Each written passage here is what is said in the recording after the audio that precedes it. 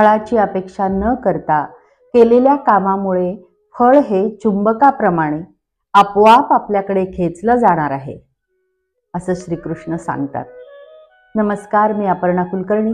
भगवद्गीता अर्थ तर्क सार्थ मनोविचारच्या तिसऱ्या भागामध्ये म्हणजे तिसऱ्या अध्यायाच्या अर्थसारामध्ये तुमचं सगळ्यांचं पुन्हा एकदा मनापासून स्वागत करते. आज आपण अध्याय तिसरा कर्मयोग पाहणार आहोत.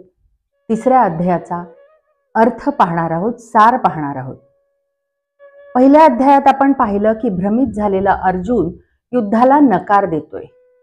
दुसऱ्या अध्यायात आपण पाहिलं की श्रीकृष्ण ज्ञानयोग किंवा सांख्य योगाच्या माध्यमातून कर्म आणि त्याचे फळ, कर्म म्हणजेच धर्म, हे अर्जुनाला समजावून सांगत आहे. पण अजूनही अर्जुन गोंधळलेलाच आहे बरं का. अर्जुन म्हणाला, हे जनार्दना, हे श्रीकृष्णा, जर तुम्हाला कर्माहून ज्ञान श्रेष्ठ वाटते तर मग हे केशवा, श्रीकृष्णा, मला भयंकर कर्म करण्यास का प्रवृत्त करत आहात? आता अर्जुनाला हे कृत्य म्हणजे युद्ध ही गोष्ट भयंकर वाटत आहे, तर ते युद्ध आहे म्हणून ती भयंकर वाटतीये का? तसं पाहिलं तर अर्जुन क्षत्रिय आणि क्षत्रियासाठी युद्ध ही गोष्ट भयंकर नाही. मग ती अर्जुनाला का भयंकर वाटत होती? कारण त्याच्या समोर सगळे स्वजन होते. युद्ध त्याच्यासाठी नवीन नव्हतं. युद्ध ही गोष्ट त्याच्यासाठी भयंकरही नव्हती. पण युद्धामध्ये सगळी आपलीच माणसं समोर आहेत आणि त्यांना आपण मारायचं, ही कल्पना त्याला खूप जास्त भयंकर वाटत होती. आणि म्हणून तो भ्रमित झालेला आहे आणि मोहाने ग्रासलेला आहे, हे आपण पाहिलं. खरं तर श्रीकृष्णांनी कुठेही संदिग्ध भाषा वापरलेली नाही. त्यांनी अतिशय स्पष्ट शब्दात सांगितलं की तू निष्काम कर्म करून युद्धाला तयार हो. जिंकलास तर धर्माचरण होऊन राज्यपद मिळेल, कारण क्षत्रिय असल्यामुळे युद्ध हा त्याचा धर्म आहे. त्यामुळे धर्माचरण केल्यामुळे राज्यपद मिळेल. आणि हरलास तर स्वर्गप्राप्ती होईल. स्वर्गप्राप्ती का होईल? तर त्याने धर्माचं आचरण केलं म्हणून. तुम्ही धर्मानुसार आचरण केलं की तुम्हाला स्वर्गप्राप्ती होईल, असं श्रीकृष्ण म्हणतात. यात न समजण्यासारखं खरं तर काहीच नव्हतं. कर्मफलाचा अनुकूल किंवा प्रतिकूल विचार न करता ते करणे हा बुद्धियोग. पण अर्जुन अजूनही गोंधळलेला आहे. तो म्हणतो की हे घोर कर्म म्हणजे युद्ध करण्यात कल्याण आहे की बुद्धियोगात कल्याण आहे? खरं तर या दोन्ही गोष्टी एकमेकांशी निगडीत आहेत आणि त्यातला परस्पर संबंध लक्षात न घेता तो श्रीकृष्णाला म्हणतो की माझे कल्याण ज्यात आहे असा एकच योग तुम्ही मला सांगा. बुद्धियोग जो श्रीकृष्णाने सांगितलेला आहे तो की ज्ञानयोग. तिसऱ्या अध्यायात या प्रश्नाचं उत्तर श्रीकृष्ण देत आहेत. भगवान श्रीकृष्ण म्हणतात, हे निष्पापा, या जगात 2 प्रकारची निष्ठा माझ्याकडून पूर्वी सांगितली गेलेली आहे. त्यातील सांख्य योग्यांची निष्ठा ज्ञानयोगाने आणि योगांची निष्ठा कर्मयोगाने होते. जो कर्म करतो, विहित कर्म करतो, तो योगी असं ते म्हणतात आणि म्हणून योग्यांची निष्ठा कर्मयोगाने होते. अर्जुन प्रश्न विचारतोय म्हणजे त्याच्या मनात श्रीकृष्णांविषयी अनादर आहे असं अजिबात नाही. हे श्रीकृष्णही जाणतात. आप्तजन, गुरुजन यांच्याशी लढण्यात त्याला असहाय्यता वाटत होती आणि ते पाप आहे असंही त्याला प्रामाणिकपणे वाटत होतं. हेही श्रीकृष्णांना समजत होतं. श्रीकृष्णांना माहीत नाही अशी कुठली गोष्ट आहे किंवा ते समजू शकणार नाहीत अशी ती कुठली गोष्ट आहे, हे सगळं त्यांना समजत होतं. आणि म्हणून ते म्हणतात की मनुष्य कर्म केल्याशिवाय निष्कर्मतेला म्हणजेच योगनिष्ठेला प्राप्त होत नाही. फक्त कर्माचा त्याग केल्याने सिद्धीला म्हणजे सांख्यनिष्ठेला प्राप्त होत नाही. कोणत्याही परिस्थितीत मनुष्याला कर्म हे करावेच लागणार. आणि जर कोणी कर्म न करताच अहम ब्रह्मास्मी असं म्हणत असेल तर ते साफ खोटं आहे, दांभिकता आहे. कर्म हे 3 प्रकारे आपल्या वाट्याला येत असतात. एक म्हणजे क्रिया. यात आपले रोज सकाळी उठल्यापासून झोपेपर्यंतच्या ज्या क्रिया आपण करतो, जसं आंघोळ, जेवण, झोप इत्यादी, यात तुम्हाला रिझल्ट म्हणजे फळ त्वरित मिळतं. हे जे कर्म आहे त्याचा रिझल्ट तुम्हाला त्वरित, झोपलं की आराम वाटतो, भूक लागली तुम्ही जेवलात की पोटाला बरं वाटतं, शांतता मिळते, तर रिझल्ट तुम्हाला लगेच मिळतो. दुसरं संचित कर्म. यात जाणीवपूर्वक समजून उमजून आणि ठराविक उद्देशाने क्रियांच्या व्यतिरिक्त जे कर्म तुम्ही करता, ज्यावर तुमचा स्वतःचा कंट्रोल असतो, ते करावं की नाही, त्यासाठी किती वेळ लागावा वगैरे गोष्टी तुमच्या हातात असतात. आणि या कर्माचं फळ त्वरित मिळत नसलं तरी ही कर्म सेव्हिंग अकाउंट सारखी असतात. कधी ना कधी याचं फळ मिळतंच. जेव्हा आपण बँकेत पैसे ठेवतो सेव्हिंग अकाउंटला, त्याचा एक ठराविक कालावधी असतो, महिन्याचा महिन्याला, क्वार्टरली, हाफ इयरली, इयरली. जसं आपण त्याचा मोड चूज केलेला असेल त्याच्याप्रमाणे त्याचं व्याज आपल्याला मिळतं. म्हणजे थोडक्यात काय, की आज पैसे भरले की लगेच आपल्याला व्याज नाही मिळत. त्याचा जो आपण मोड चूज करू त्याच्यानुसार आपल्याला त्याचं व्याज मिळत असतं. तर ही जी कर्म आहेत ना, ही सेव्हिंग अकाउंट सारखी असतात. कधी ना कधी याचं फळ मिळणार असतं. अजून एक उदाहरण, जसं ऑफिसची प्रमोशनची जर परीक्षा दिली तर त्याचा कधी ना कधी रिझल्ट लागणारच असतो. प्रमोशनसाठी आपण अप्लाय करतो, मग त्याची परीक्षा असते. मग परीक्षा दिली की दुसऱ्या क्षणाला तुम्ही पास आहात की तुम्ही योग्यतेचे आहात नाही आहात हे दुसऱ्या क्षणाला नाही समजत. त्याचा एक कालावधी असतो, त्याचं एक प्रोसेस असते की जो तुम्ही लिहिलेला पेपर आहे तो कसा आहे, तुमच्यासारखेच अनेक लोकांनी तो लिहिलेला आहे, तर मग तो किती योग्यतेचा आहे हे तपासण्यासाठी परीक्षक असतात. आणि त्याचा रिझल्ट एका ठराविक कालावधीनंतर लागतो. तो लागणारच आहे, त्याचं फळ मिळणारच आहे. मग तो चांगला किंवा वाईट हे तुम्ही कशा प्रकारे अभ्यास केलेला आहे त्यावर अवलंबून आहे. हे आता तुम्हाला चांगलं कळलं असेल की रिझल्ट मिळणारे, फळ मिळणारे पण ठराविक कालावधीनंतर हे कसं काय. तर हे दुसरं जे कर्म, संचित कर्म मी जे सांगितलं की ते असं आहे की त्याचं फळ मिळणारे पण त्याचा एक कालावधी आहे, कालावधीनं पण फळ नक्की मिळणार. तिसरं कर्म म्हणजे प्रारब्ध. संचित कर्म म्हणजे या जन्मीचा हिशोब, पण प्रारब्ध म्हणजे गेल्या अनेक जन्मांचा हिशोब.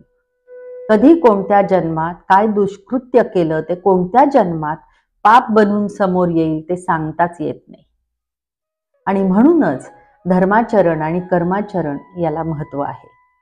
एखादी संत पदाला पोचलेली व्यक्ती आकस्मिकरित्या, अनकलनीयरित्या आत्महत्या करते, तेव्हा आपल्याला प्रश्न पडतो की अरे की हे एवढे संत पदाला पोहोचलेले होते, एवढं सगळं त्यांना ज्ञान होतं, आणि मग तरीही त्यांनी हे असं अघोरी पाऊल कसं काय उचललं. पण हा हिशोब आधीच्या जन्मांचा असतो आणि यालाच प्रारब्ध असे म्हणतात.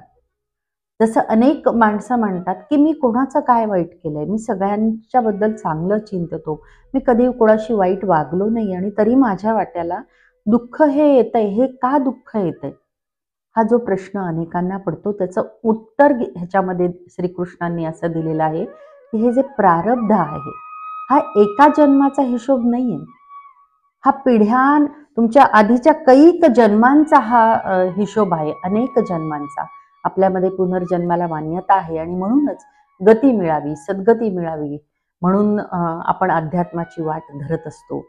आणि तेच श्रीकृष्ण सांगतात की त्याच्यामुळे पाप पुण्य हे फक्त या जन्मीपुरतं नाही पाहायचंय, अनेक जन्मांचं ते संचित आहे असणारे तेच प्रारब्ध बनून आपल्या पुढे येणार आहे. निसंशयपणे कोणीही मनुष्य कोणत्याही वेळी क्षणभर सुद्धा काम न करता राहत नाही. म्हणजे आपण म्हणतो की मी काम करत नाही, पण आपलं काहीतरी चालूच असतं, डोकं चालूच असतं, डोक्यात विचार चालू असतात. आणि त्यामुळे निष्क्रिय ही जी अवस्था आहे, जे आपल्याला वाटतं की काहीच नाही करत आहे. एखादा माणूस भीक मागतो म्हणजे तो काही काम करत नाही, पण तो भीक मागणं हे सुद्धा त्याचं कर्म आहे. ते त्याच्या प्रारब्धानुसार त्याच्या वाटेला आलेलं आहे, पण ते कर्म आहे आणि ते तो करतोय. कारण सर्व मनुष्य समुदाय प्रकृतीपासून उत्पन्न झालेल्या गुणांमुळे पराधीन असल्यामुळे कर्म करायला भाग पाडला जातो. माणसाची इच्छा असो व नसो त्याला काम हे करावंच लागणार आहे, कर्म हे करावं लागणार आहे. जीवन हेच मुळात एक कर्म आहे. जन्म म्हणजे आरंभ आहे आणि मृत्यूशिवाय त्याला पूर्णविराम नाही. काहीही न करता हात जोडून डोळे बंद करून एका जागी बसणं म्हणजे तुम्ही अकर्म करत आहात असं अजिबात नाही. कारण मागच्या भागात आपण पाहिलं की बाह्य इंद्रिय जशी असतात तशी आंतरिंद्रिय देखील असतात. त्यामुळे मनातील कामना, वासना, लालसा या जागृत असतात. त्यामुळे इंद्रिय व्यापार जरी बंद केले तरी मनात अनेक गोष्टी चालू असतात आणि हे एक प्रकारचं कर्मच आहे.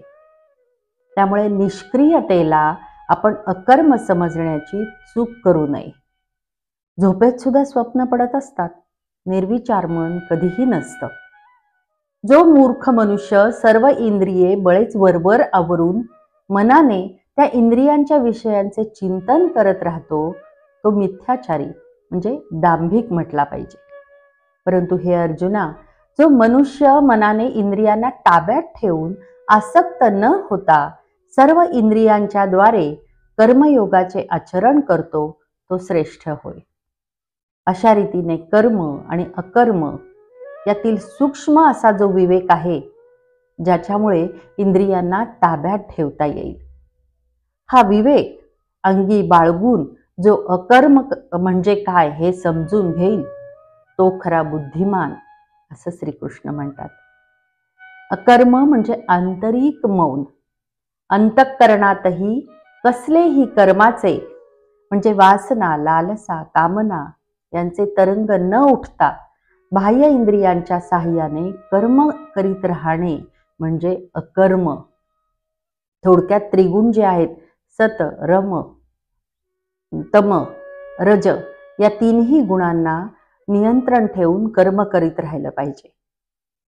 सांसारिक मनुष्याचे कष्ट जास्त असतात, पण ते वैयक्तिक स्वार्थासाठी, क्षुद्र फळासाठी असतात. जशी तुमची वासना तसे त्याचे फळ. उदाहरण द्यायचं झालं तर 500 रुपयाच्या नोटेचे ऍक्च्युअल वजन कितीचे असणार, तिची किंमत किती, पण तरीही 1 किलोच्या लोखंडाच्या वजनापेक्षा त्या नोटेचं वजन जास्त आहे, कारण तिची किंमत जास्त आहे. आता अजून एक उदाहरण देते बरं का. शबरीच्या बोरांची काय किंमत? जर किंमतच करायची झाली, पैशांमध्ये करायची झाली, तर शबरीने जी गोळा केलेली बोरं होती 5 पैशाची सुद्धा नसतील. काय त्या बोरांची किंमत? पण 5-50 पैशांपेक्षाही जास्त किंमत नसली तरी तिची उष्टी बोरं ही अमूल्य ठरली, ही श्रीरामांनी खाल्ल्यामुळे. यातही शबरीच्या भावच मोलाचा ठरला. तसंच कर्मयोगात तुम्ही कुठल्या भावनेने कर्म करत आहात, ती भावनाच या कर्माचं मूल्य किंवा फळ ठरवत असते. मी जी उदाहरणं दिली त्याच्यामुळे हे लक्षात आलं असेल की नुसतं कर्म आणि भावनेने केलेलं कर्म याच्यामध्ये किती फरक आहे, आणि भावनेने कर्म केल्यामुळे त्या कर्माला किती वजन प्राप्त होतं. या भावनेमुळेच रुक्मिणीच्या एका तुळशीपत्राने पारडं जड झालं होतं. ही कथा आपल्याला सगळ्यांना माहिती आहे.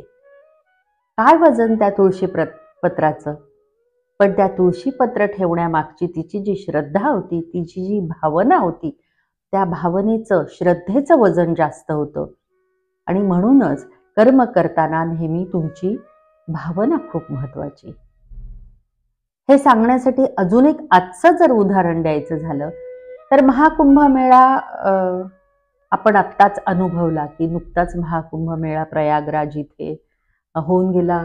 करोडो लोकांनी जाऊन त्याच्यामध्ये डुबकी मारली, संगमावरती जाऊन डुबकी मारली. 12ही महिने संगम असतो, तिथे नदी वाहत असतात, त्रिवेणी संगम तिथे आहे, तिथे लोक जात असतात. पण महाकुंभमेळ्यामध्ये डुबकी मारण्यासाठी किती म्हणजे लहान नाही, थोर नाही, सर्वार्थाने मोठी, सर्वार्थाने सगळी माणसं तिथे जाऊन त्या त्रिवेणी संगमात डुबकी मारून आले. आता नदीत डुबकी मारायची, तीही नदी अस्वच्छ असते अशी भावना ठेवून जर तुम्ही कुंभमेळ्यामध्ये डुबकी मारली तर तुम्हाला पुण्य मिळणार आहे का? त्याच्यासाठी तितकी भावना महत्वाची हवी.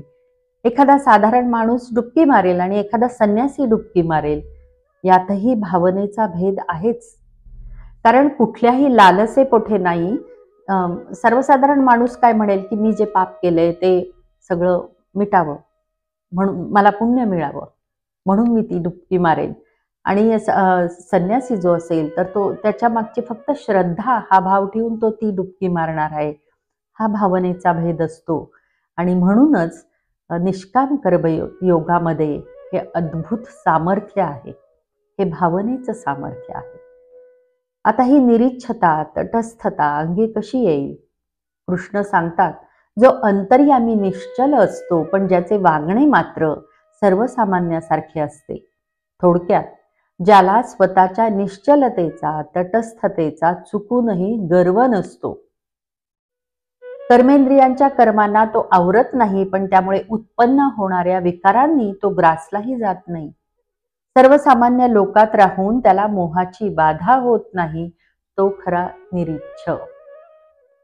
ते लोकांसाठी काम करत असताना त्याच्यामध्ये स्वतःचा स्वार्थ न पाहता त्याचा फायदा इतरांना होतोय याचा विचार करून जो काम करतो, त्याचा परिणाम असा असतो की त्याचं फळ मिळताना त्या तटस्थ भावनेने ते काम केल्यामुळे त्याचं त्याच्यामध्ये इतकं योगदान असतं की त्याचं फळ त्याला चांगलंच मिळतं. त्यात कर्म करताना एखाद्या जपासारखं करावं. त्यात भक्ती असावी, इतर कुठलीही कामना नसावी. फळ मिळणारच आहे. ज्या भक्तीने कर्म केले जाईल त्यामुळे ते निष्काम कर्म होणार आहे. त्यासाठी स्वधर्म जपला पाहिजे.